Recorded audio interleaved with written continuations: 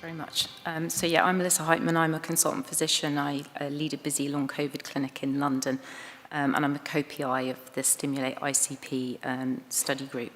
It's really lovely to be here. I've really enjoyed the session so far. I've got no conflicts to declare. We do have our trial protocol published in case that's of interest to anybody. So the STIMULATE-ICP trial was funded in 2021 by the National Institute of Health Research, and it's got 3 programs of work, 3 packages. The first is a retrospective evaluation of outcomes from usual healthcare in the NHS context. The second is an interventional trial looking at 2 elements of an integrated care pathway and also including a medicines trial. And the third work package is looking at health inequalities in long COVID and looking at any transferable learning to other complex long-term conditions. And in this talk, I'm going to talk to you about the outcomes of the integrated care pathway trial. My colleague Emma Wall is going to talk about the drug trial results later this afternoon. So the cluster trial ran in 6 of our UK long COVID clinic sites as listed from 2022 to 2025.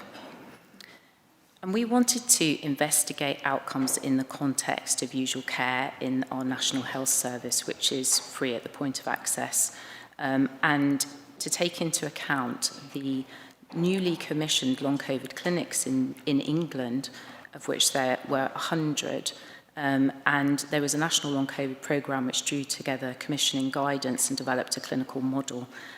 This clinical model guides the primary care clinician as to when to refer to a specialist long COVID clinic, and then within that clinic, the intention is that the person accesses clinical expertise, diagnostics, specialist input where needed, and then access to long COVID rehabilitation.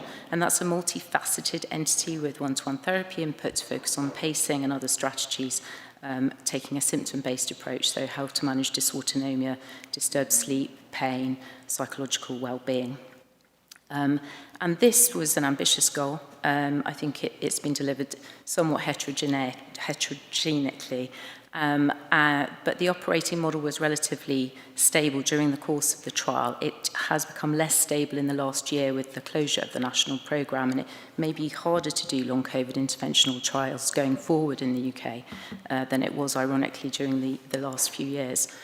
These clinics have been really busy, so in the busiest years, they were seeing 4,000 new patient assessments every month and over 12,000 follow-ups. And you can imagine in that intense clinical activity, trying to deliver an interventional trial is really challenging. So we're incredibly grateful to our sites for helping us to complete this study.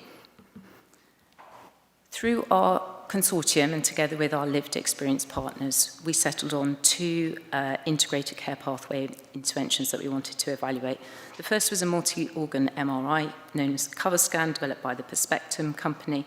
This was validated in the context of metabolic dysfunction-associated steatotic liver disease, and it has MHRA and FDA approval. And they had previously shown end-organ imaging changes in long COVID, particularly in the liver and pancreas, which seemed to persist on follow-up. We were interested to know whether this diagnostic would have utility in management of long COVID or in perhaps impacting on healthcare utilisation, or whether it could act as a helpful biomarker for interventional studies.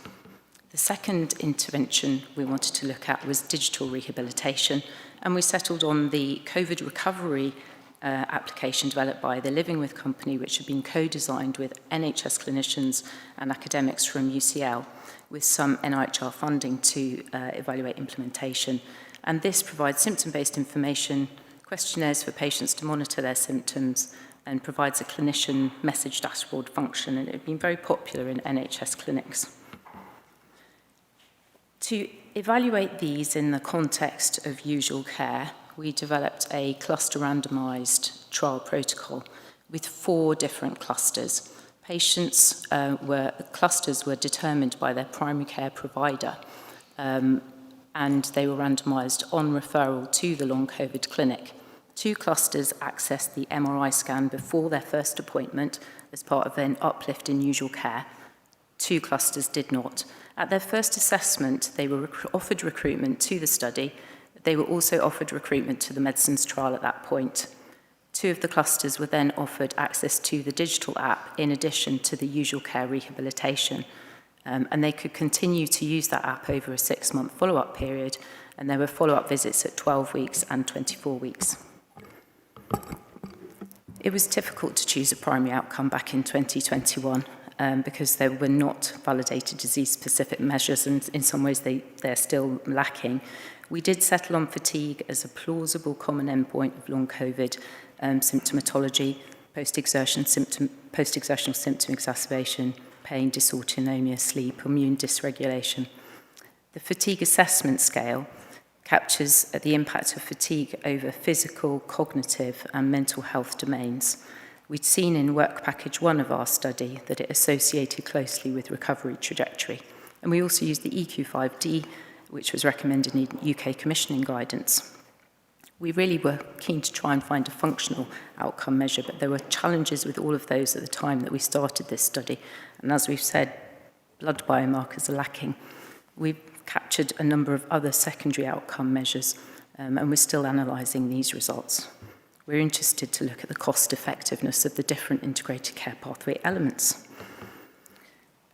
Looking at recruitment to the study, 4,000 patients were screened, of which 3,776 were eligible and 1,152 recruited. Recruitment was slower than we hoped, and we had to ask for a no-cost extension to the trial. Overall, we've recruited 30% of eligible patients. A third of those were also recruited for the medicines trial. Reasons for not participating were potentially not being ready to be part of a study, being too fatigued, and of note, we really struggled to recruit housebound patients to this study. Sometimes it was the case that long COVID turned out to be not the right diagnosis, and all of this cohort have a clinician-validated diagnosis of long COVID, and sometimes they were already using treatments that we wanted to test. 147 people didn't return their questionnaire at 12 weeks. We did not see any adverse events related to the ICP interventions. So looking at demographics, typical for our clinic, median age 48, 66% female. Patients had severe fatigue, and that was equal across the 4 clusters. They'd been typically unwell for a year or more, and we accessed 21.3% from the most deprived populations, which we were pleased to be able to access those people. They had high levels of vaccination in this cohort, at 94%. So these are the results that we found. This data is under review, so I'd be really grateful if you didn't put it on social media. You can see at 12 weeks in all groups, there's a significant improvement in the fatigue assessment scale of 4.5 points, 12.6%, which is clinically meaningful. We don't see any difference between the different clusters at the 12-week time point. But at 24 weeks, the fatigue assessment scale is 1.14 points lower in the digital rehabilitation arm, without any difference being seen in the other groups. This is an interesting pattern of improvement in the FAS, and I think it's helpful to point out that the usual care rehabilitation offer is most intense in the first 12 weeks in the NHS model of care. So this could be consistent with usual care having an impact. I hope it is. But of course, that could be a trial effect that we're seeing. We think this pattern of recovery makes spontaneous recovery with time a less plausible explanation. If you look at the EQ5D results at the VAS score, we see a similar pattern with improvement in all groups at 12 weeks and a small additional improvement in the digital rehab arm. Looking at the MRI results, 105 of 437 patients had abnormal scans. They had a lower baseline FAS if they had an abnormal MRI, but we didn't see differences in the FAS at 12 or 24 weeks, dependent on that abnormal imaging. So what have we learned, and what would we change? Well, long COVID interventional trials are really difficult. It does seem that usual care effects are significant in this trial, and they might be synergistic with other interventions, so they should be considered in future studies. We need to learn more about how to incorporate controls to separate trial from usual care effects. Access to the multi-organ MRI didn't change outcomes, and it doesn't convey currently a therapeutic opportunity in long COVID. But imaging changes do correlate with symptom burden, and I think it's still a biomarker that we want to learn more about. Digital rehab might help fill an ongoing need for self-management support after formal rehabilitation fades or ends. But in this all-comers approach, in this study, it only provided a small additional impact, and we think it should be an adjunct rather than a substitute for care. And clearly better treatments are urgently needed for this condition. We need to look at how to maximise inclusion in our studies. We would like to, in future, simplify our CRF, make timing more flexible for patients, and improve virtual options for inclusion. We would like to include functional measures in future trials, but I think there's a lot of debate still about which. In summary, investigation of these non-pharmacological treatments and models of care must remain of key interest. Thank you very much.